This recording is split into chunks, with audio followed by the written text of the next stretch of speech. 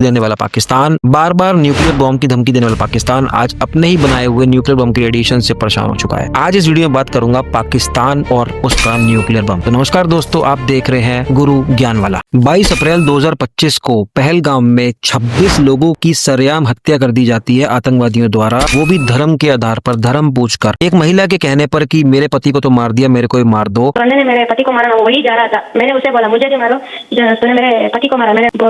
मेरे सन में भी बोला तो उसने हमें नहीं मारा, उसने बोला मोदी को बोलो। आतंकी ये कहता है कि जाकर मोदी को बताना, यानी सीधा सीधा चैलेंज था ये गवर्नमेंट। जैसे जैसे दिन बीतते जा रहे थे, लोगों को गुस्सा बढ़ता चला जा रहा था। लोगों के अंदर एक आग जल रही थी कि मोदी जी यानी हमारी गवर्नमेंट, बीजेपी गवर्नमेंट यानी हमारे मोदी जी कब बदला लेंगे पाकिस्तान से या उनके टेररिस्ट से, कब बदला लेंगे। 1:45 के आसपास एक न्यूज आती है कि इंडिया ने पाकिस्तान के आतंकी ठिकानों पर 6 मई की रात 9 जगह स्ट्राइक। देखने वाली बात यह है दोस्तों, इंडिया ने 9 जगहों पर स्ट्राइक उन्हीं ठिकानों पर करी थी जहां पर आतंकवादी पलते हैं, यानी जहां पर आतंकवादियों के हैंडलर्स या फिर आतंकवादी पाए गए थे। केवल उन्हीं जगहों पर ही स्ट्राइक करी थी दोस्तों। लेकिन पाकिस्तान को ये बात हजम नहीं होती है और पाकिस्तान सीधे सीधे काउंटर अटैक कर देता है इंडिया पर, सीधे सीधे वॉर की सिचुएशन क्रिएट कर देता है। सैकड़ों ड्रोन और मिसाइल पाकिस्तान की इंडिया के एयर डिफेंस सिस्टम ADS ने कुछ ही मिनटों में उनके उड़ते ही आसमान में ही उनको खत्म कर दिया। जैसे ही कोई ड्रोन या मिसाइल आसमान में दिखती थी, S-400 एयर डिफेंस सिस्टम जो कि रशिया से 2018 में खरीदा गया था, वो इतना कारगर, इतना काम का साबित हुआ कि दोस्तों उस एयर डिफेंस सिस्टम ने सारी की सारी मिसाइलें और सारे के सारे ड्रोन पाकिस्तान की तरफ से जो आए थे वो सारे हवा में ही नष्ट कर दिए। इस एयर डिफेंस सिस्टम S-400 ने, जो कि रशिया से खरीदा गया था, इतना सुदर्शन चक्र की तरह इसने इतना अच्छा काम किया कि एक भी मिसाइल को भारत की धरती को छूने नहीं दिया। सीधे तौर पर पाकिस्तान की तरफ से वॉर शुरू हो गई थी दोस्तों। इंडिया ने काउंटर अटैक में पाकिस्तान को बहुत ही ज्यादा नुकसान पहुंचाया, उसके सारे एयर डिफेंस सिस्टम को खत्म कर दिया और यहाँ तक कि उनके जो एयर बेस थे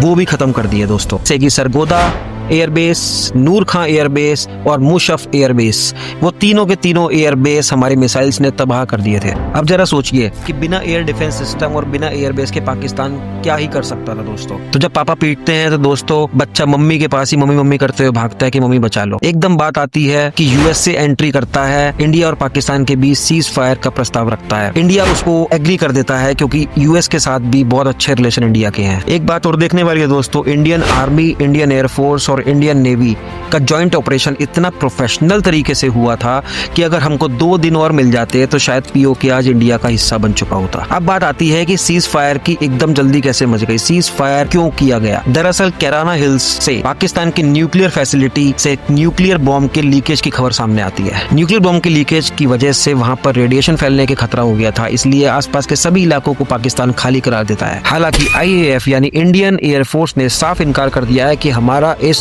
लीकेज से, हमारा इस न्यूक्लियर लीकेज से कोई भी लेना देना नहीं है। 12 मई को प्रेस ब्रीफिंग के दौरान एयर मार्शल AK भारती कहते हैं कि हमारा इस न्यूक्लियर लीकेज से कोई भी डायरेक्ट लिंक नहीं है। अब पाकिस्तान सीज फायर की आड़ में अपने न्यूक्लियर बॉम्ब की लीकेज को भरने में लग गया है और ऑपरेशन सिंदूर अभी भी जारी है दोस्तों। केवल 2 दिन का सीज फायर ही लगा था, 2 दिन बाद सीज फायर फिर से हट गया है, यानी जो शर्तें थी केवल 2 दिन के लिए थी। अब इंडिया ने साफ तौर पर कह दिया है कि अब बात जब भी होगी पाकिस्तान से वो केवल POK पर ही होगी, यानी POK के मुद्दे पर ही बात होगी। पाकिस्तान से जब भी अब बात होगी वो POK के मुद्दे पर होगी। और इंडिया ने यह भी साफ डिक्लेयर कर दिया है कि एनी एक्ट ऑफ टेरर, यानी पाकिस्तान की तरफ से कोई भी टेरर का एक्ट होता है तो वो एक्ट ऑफ वॉर ही माना। तो आपको क्या लगता है इंडिया POK कब वापस ले लेगा? कमेंट सेक्शन में जरूर बताना दोस्तों। मिलते हैं नेक्स्ट वीडियो में। मेरे चैनल को जरूर सब्सक्राइब कर देना और ये वीडियो ज्यादा से ज्यादा शेयर कर देना। मिलते हैं नेक्स्ट वीडियो में। Take care.